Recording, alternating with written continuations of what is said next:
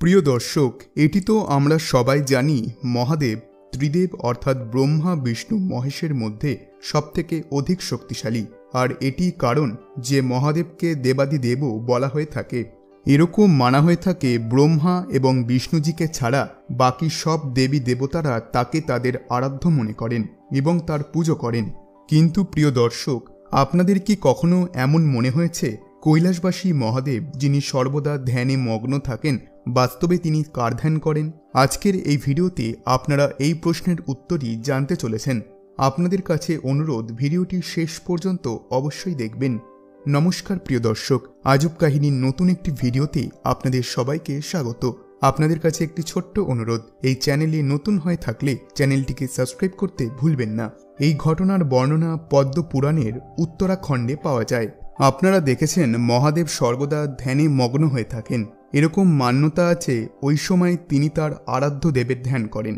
পদ্ম পুরাণের বর্ণিত কথা অনুসারে একবার কৈলাসে মাতা পার্বতী ভগবান শিবকে জিজ্ঞাসা করলেন, প্রভু, আপনি প্রায় সমাধিতে লীন থাকেন, আমি কি জানতে পারি আপনি কার ধ্যান করেন? তখন মহাদেব বলেন, প্রিয়, আমি তোমার এই প্রশ্নের উত্তর খুব তাড়াতাড়ি দেব।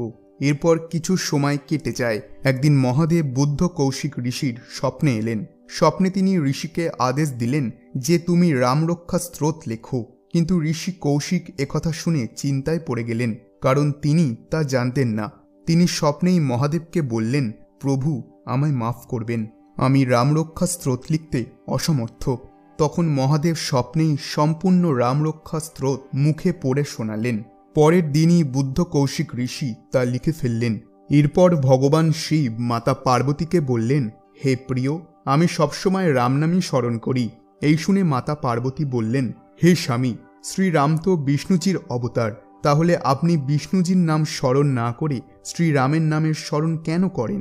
তখন মহাদেব বললেন, হে দেবী, আমি রামের নামের স্মরণ এই জন্য করি, কারণ যখন তৃষ্ণার্ত মানুষ ব্যাকুলভাবে জলের চিন্তা করে, ওই প্রকার আমিও শ্রী বিষ্ণুজির আরেক রূপকে স্মরণ করি। যে প্রকার সর্দিতে মানুষ আগুনকে স্মরণ করে, সেই রকমই দেবতাগণ, ঋষি এবং মানুষ নিরন্তরভাবে বিষ্ণুজিকে স্মরণ করেন। যেখানে পবিত্র নারী সবসময় তার স্বামীকে স্মরণ করতে থাকে, তেমনি এক ভীতু মানুষ নির্ভয় আশ্রয় খুঁজে বেড়ায়। লোভী মানুষ যেমন সবসময় ধন সম্পত্তির কথা ভাবে, গর্ভবতী নারী যখন তার সন্তানের কথা ভেবে ভগবানকে স্মরণ করেন, তেমনভাবে আমিও শ্রী বিষ্ণুজির রাম স্বরূপকে স্মরণ করি। কেননা পূর্বকালে ভগবান বিষ্ণুজি দ্বারা নির্মিত সম্পূর্ণ জগৎ কর্মের অধীন। শুধু তাই নয়, রাম নাম বিষ্ণুজির সহস্র নামের সমান। এই জন্য আমি সর্বদা রাম নাম জপ করি। কিন্তু প্রিয় দর্শক, আপনারা দেখে থাকবেন ভগবান রাম স্বয়ং মহাদেবেরই আরাধনা করেন। আপনি দেখবেন সব জায়গায় যেখানে রাম মন্দির রয়েছে সেখানে শিবলিঙ্গ অবশ্যই থাকবে। তিনি কোনো দিনও শিবের স্মরণ না করে কোনো কাজ করেননি এবং